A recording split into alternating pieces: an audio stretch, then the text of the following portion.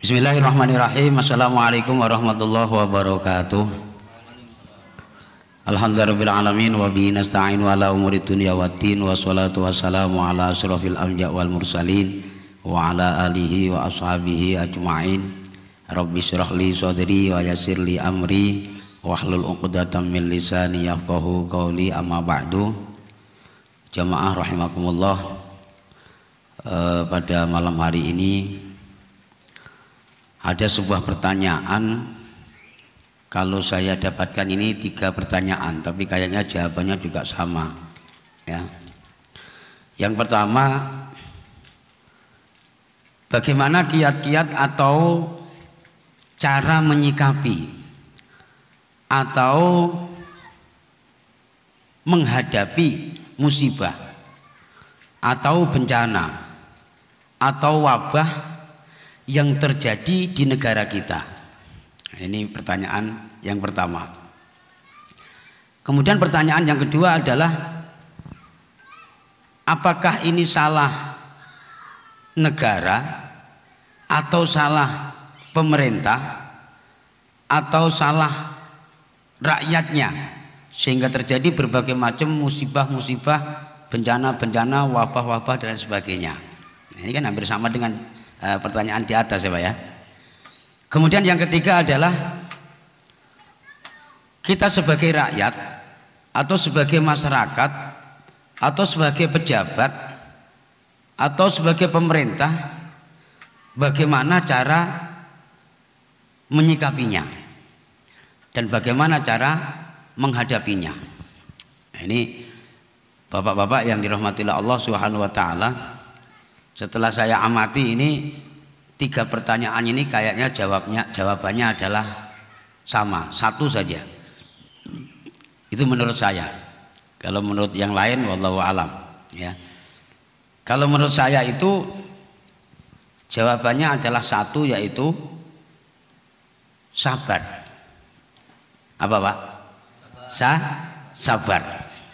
Ya, sabar. Sabda Kanjeng Nabi Muhammad sallallahu alaihi wasallam bahwa as-sabru minal iman. Sabar itu bagian daripada iman. Ya, bisa kita jawab dengan pertanyaan tersebut dengan adanya musibah, dengan adanya bencana, dengan adanya ujian, dengan adanya cobaan, dengan adanya wabah, maka harus kita hadapi dan kita sikapi dengan penuh kesabaran. Kalau kita bersabar, berarti kita termasuk bagian daripada orang-orang yang beriman. Karena secara akal sehat saja, terus bagaimana kalau kita nggak bersabar? Sebagaimana contoh saja lah, ya, virus sampai sekarang sudah 1 tahun loh Pak, ya kan? Sudah 1 tahun. Kita mau lari dari virus itu nggak bisa. Kita hadapi dengan berbagai macam persoalan-persoalan atau mungkin berbagai macam cara-cara, juga masih belum bisa ya. Mau tidak mau dan harus mau bersabar. Ini bapak-bapak jamaah yang dirahmati Allah Subhanahu wa taala, sehingga kalau kita sikapi dengan persoalan-persoalan yang ada di saat-saat sekarang ini, kemudian berbagai macam musibah, berbagai macam bencana, berbagai macam ujian, berbagai macam cobaan, kalau kita merasa diri kita beriman, kita harus sadar bahwa semuanya itu adalah bagian daripada ujian daripada Allah Subhanahu wa taala. Kita dikasih musibah, kita dikasih bencana, kita dikasih penyakit ya, kita dikasih wabah ataupun bala yang sampai sekarang belum selesai-selesainya. Ini juga bagian daripada ujian daripada Allah Subhanahu wa taala. Maka dengan berbagai macam persoalan-persoalan tersebut ataupun musibah-musibah ataupun wabah tersebut, kalau kita betul-betul bersabar, kita akan masuk di dalam kategori seorang yang beriman.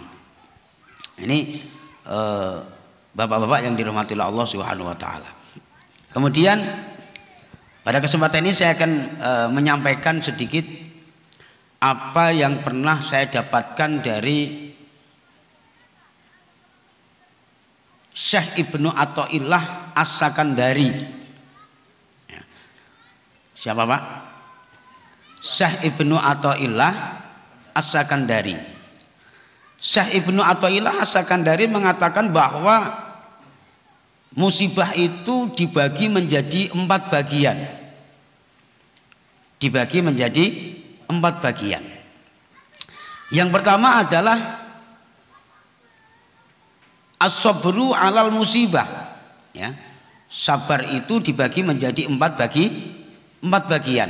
Yang pertama adalah as-sabru 'alal musibah. Sabar ketika mendapatkan musibah. Ini bapak-bapak yang dirahmati Allah Subhanahu wa taala. Ya, musibah ini bukan semata-mata kematian belaka. Ya. Bukan semata-mata kematian saja.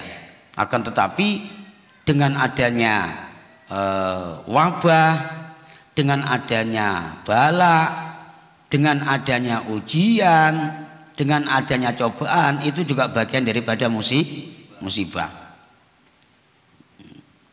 Misalnya Pak Marjo punya motor Mio, cantik, baru beli 1 bulan misalnya. Tiba-tiba hilang, dicuri orang, musibah enggak? Musibah. Bukan nikmat ya, tapi musibah. Kemudian misalnya saudara Boni ya, punya istri cantik, tiba-tiba dicuri orang, diajak selingkuh sama laki-laki lain, musibah enggak kira-kira? Musibah. Baru aja baikan sudah dicuri, kurang ajar, musibah berarti kan Pak. Nah, bapak-bapak yang dirahmati Allah Subhanahu wa taala, kita harus mampu berusaha sabar ketika kita diberikan musibah oleh Allah Subhanahu wa taala. Andai kata sesuatu yang kita cintai, sesuatu yang kita senengin itu dipanggil oleh Allah atau diambil oleh Allah Subhanahu wa taala, maka kita harus mampu mengucapkan innalillah wa inna ilaihi rajiun. Sesungguhnya itu semua itu milik Allah dan akan kembali kepada Allah. Ya, maka ketika lagi dikasih musibah oleh Allah, kita harus betul-betul sabar. Ya.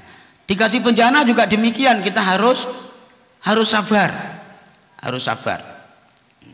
Nah, ini yang perlu saya sampaikan, ini kadangkalanya sangat mudah kita ucapkan Pak, akan tetapi prakteknya itu belum tentu mudah.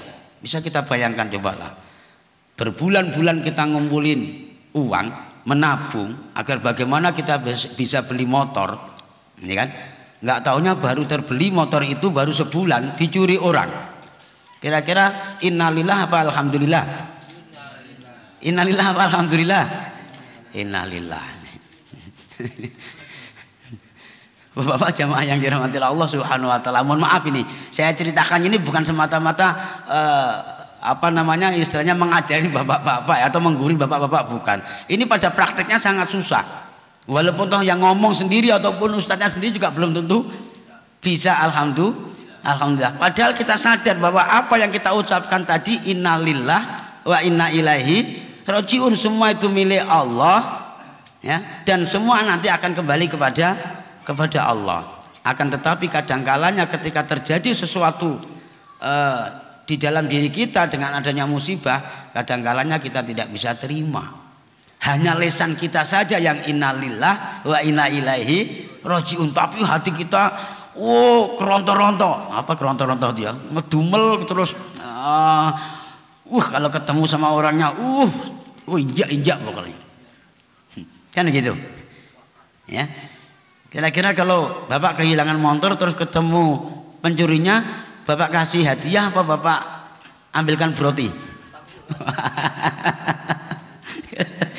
Padahal tadi katanya innalillah. Itu lesannya, tapi hatinya tetap nggak terima. Ya, ketemu orangnya pukulin pokoknya. Loh, ini loh Pak. Loh, padahal kan kita harusnya sadar bahwa motor itu bukan milik kita. Kita hanya dititipin oleh Allah, suruh megang terus suruh bawa ke dealer, ya kan? Akhirnya dikasih motor dari gantian duit tadi, ya kan? Habis itu diambil oleh Allah sendiri melalui maling.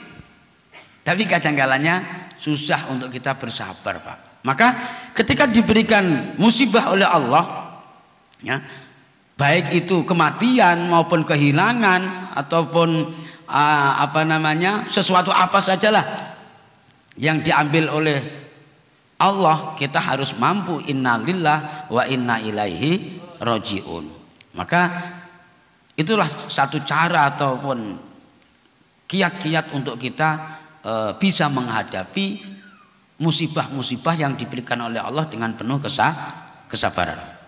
Itu yang pertama. Kemudian yang kedua adalah as-sabru 'alan nikmah. Sabar ketika diberikan nikmat oleh Allah Subhanahu wa taala. Nah, ini kayaknya gampang, Pak. Kalau orang diberikan nikmat oleh Allah, sabar itu gampang. Betul enggak? Orang enak kok. Yang tadinya enggak punya duit terus sekarang punya duit banyak, sabar paling enak, duduk manis di rumah, ya kan? Nanti ada waktu jalan-jalan ke mall, ke tepi-tepi laut, ke pantai-pantai. Enak, ya. Orang marah, tetangga marah, kita bisa bersabar. Karena apa? Duit kita masih banyak. Tapi Bapak belum pernah membayangkan ketika Bapak bertahun-tahun menabung supaya bisa beli mobil, oke? Setelah bisa beli mobil, nikmat nggak? Dapat nikmat nggak?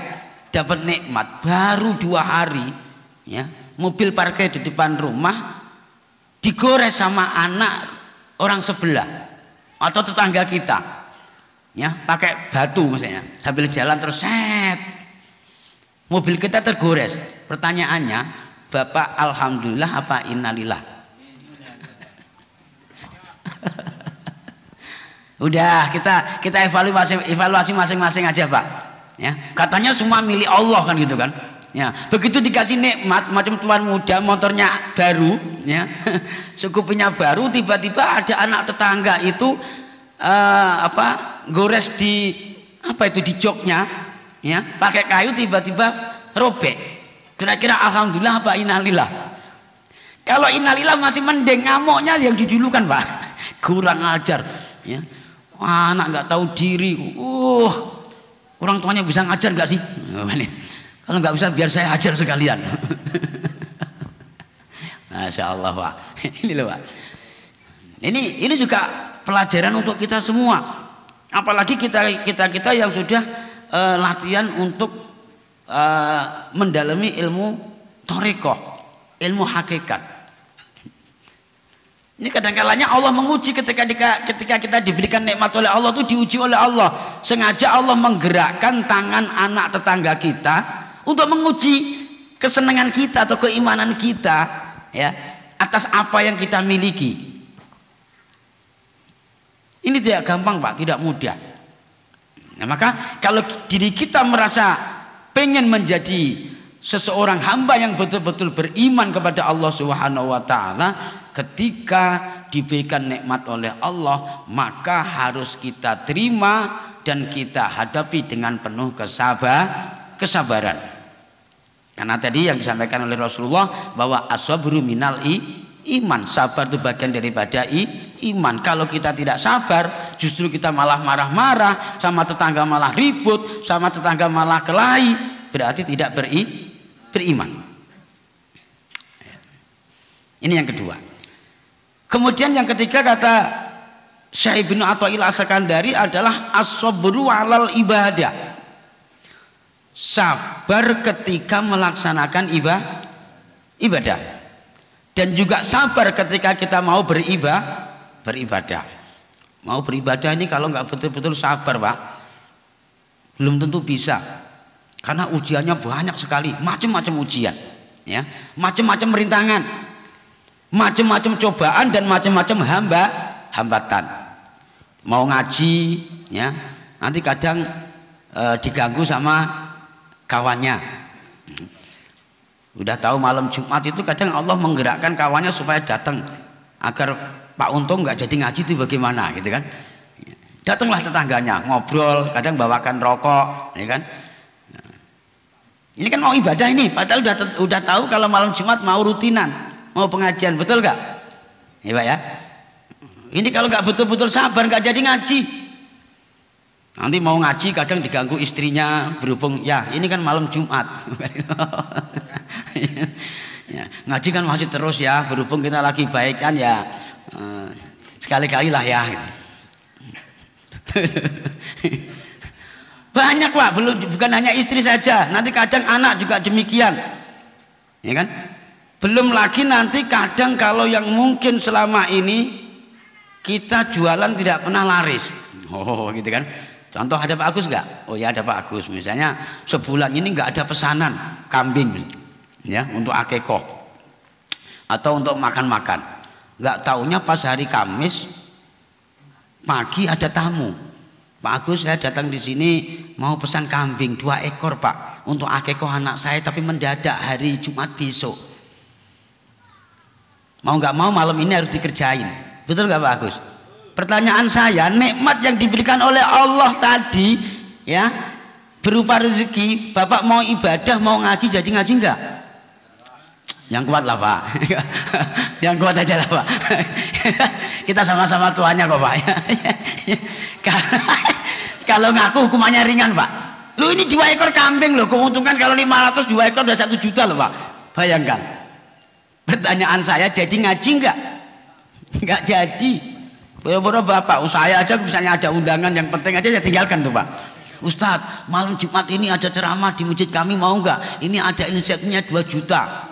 Saya tinggalkan Bapak-bapak. Mohon maaf ya Pak ya, izin malam ini libur. Ya. Ternyata apa yang disampaikan oleh Syekh Ibnu Athaillah itu betul. Sabar ketika kita diberikan oleh Allah nikmat, ya kan? Kemudian sabar ketika kita mau melaksanakan ibadah, itu suatu hal yang sangat penting sekali, ya.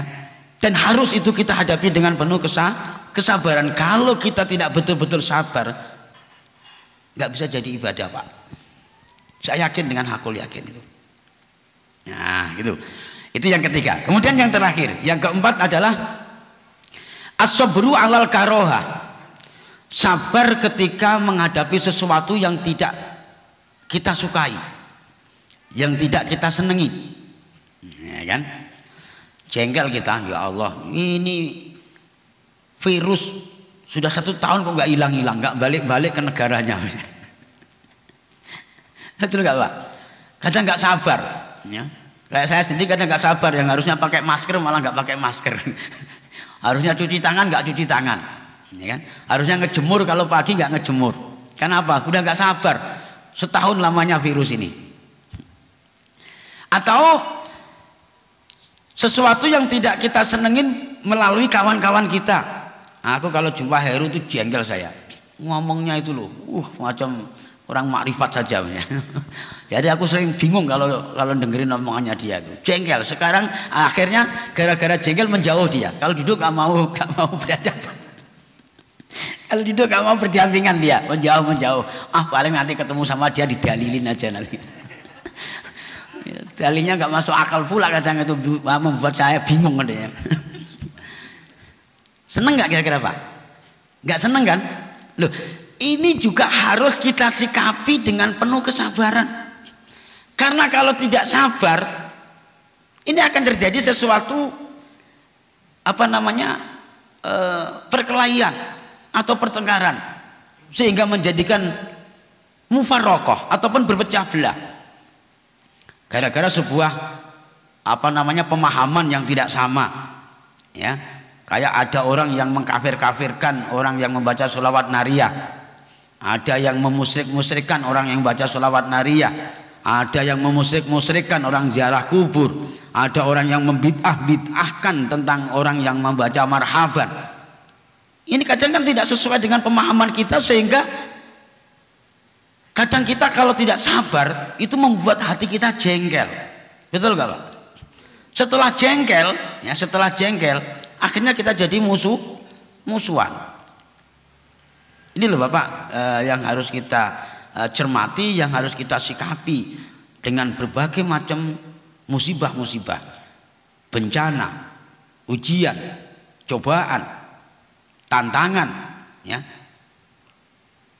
Jangan sampai justru dengan adanya musibah, dengan adanya wabah ataupun bala, justru membuat Allah semakin murka. Apa contohnya?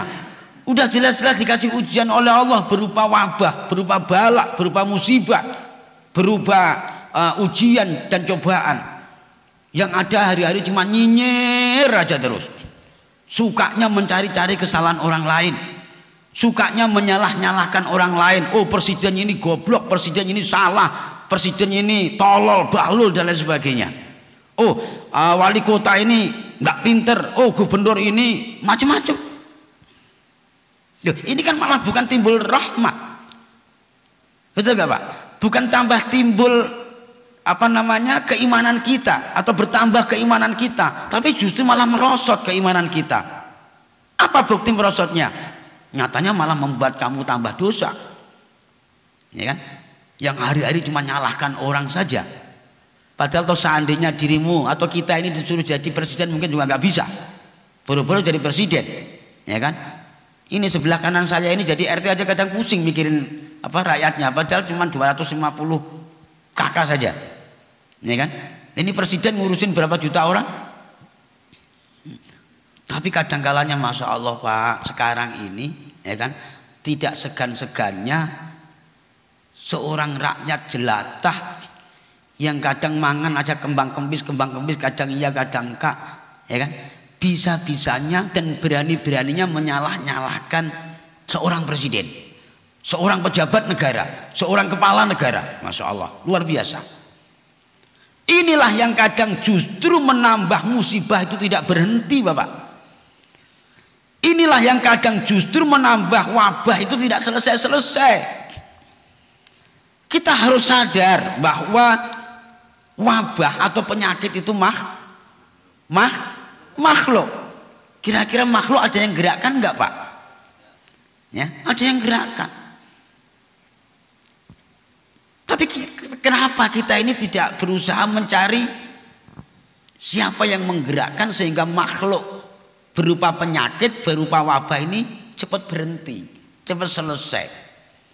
Yang ada di dalam diri kita malah justru suka menyalahkan orang lain dan tidak mau menyalahkan dirinya sendiri. Coba kita ambil satu firman Allah Subhanahu wa taala, satu saja, sepenggal daripada ayat Al-Qur'an yang berbunyi Bismillahirrahmanirrahim, walau anna ahlal qura amanu wattaqau lafatahna alaihim barakatim minas sama'i wal ard. Ya. Andai kata satu kampung, orang yang satu kampung itu Pak, atau satu perumahan saja, ya, atau satu kecamatan, atau satu provinsi, atau satu negara, masyarakatnya ataupun penduduknya mereka bertakwa kepada Allah Subhanahu wa taala, ya, betul-betul menjalankan perintah Allah dan meninggalkan larangan-larangan Allah, itu artinya bertakwa. Apa yang akan terjadi? La fatahna alaihim barakatim minas sama'i wal ard.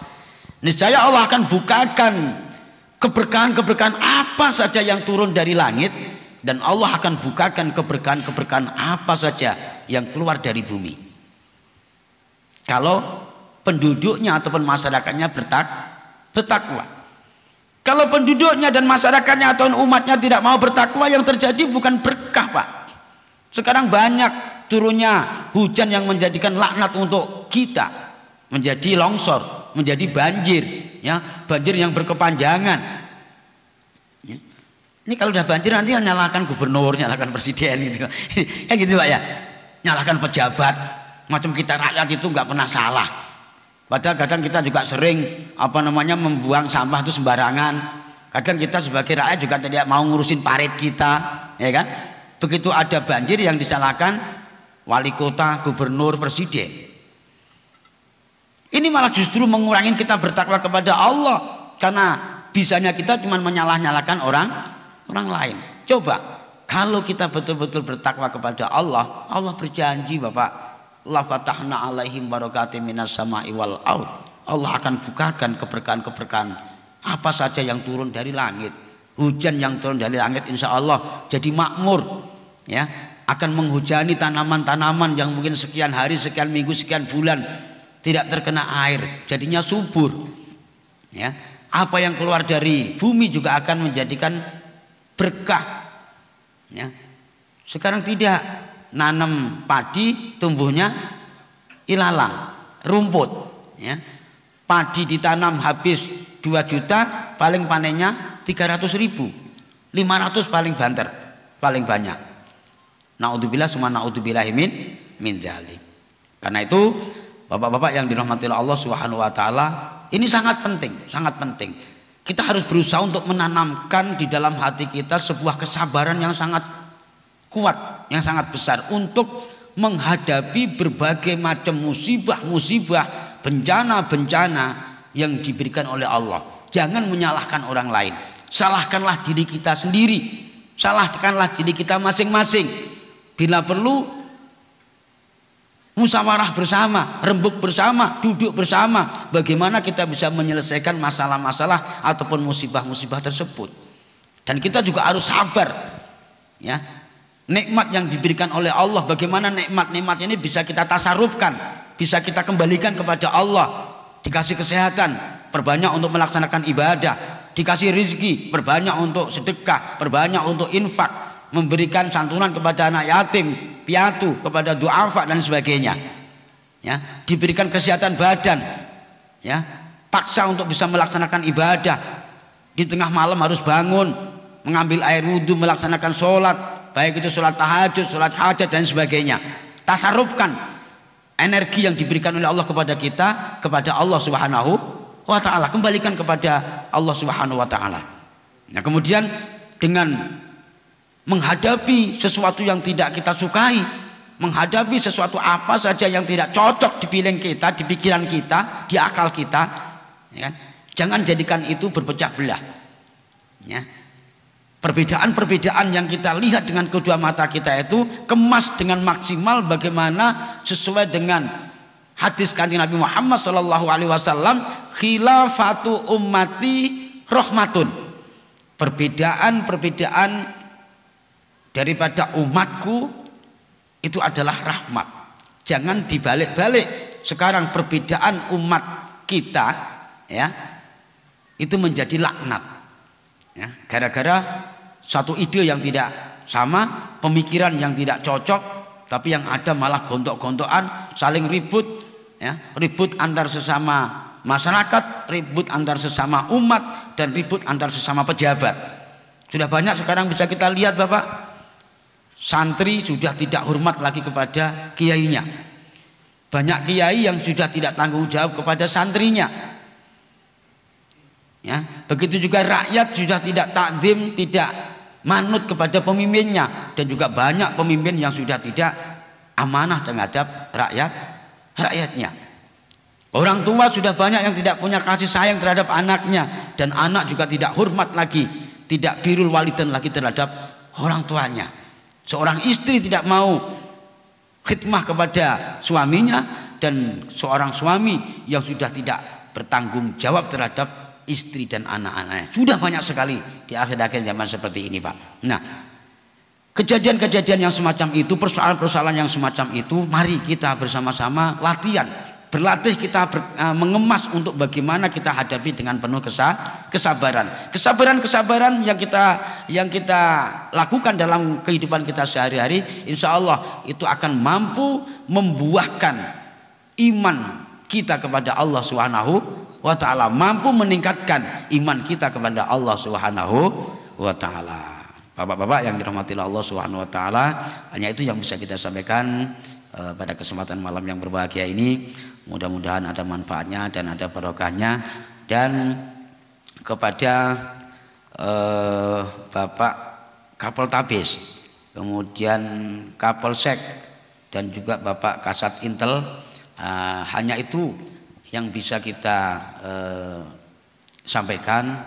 Mudah-mudahan akan mampu menjelaskan dan mengklarifikasi tentang adanya persoalan-persoalan ataupun hiruk pikuk yang ada di negara kita Indonesia ini. Kami dari Jamaah Al-Ittihad, ya, dari Majelis Taklim wal Mujahadah Al-Ittihad Kecamatan Batu Ampar, dan juga sekaligus mewakili Majelis Wakil Cabang Nahdlatul Ulama Kecamatan Batu Ampar, dan juga pengurus cabang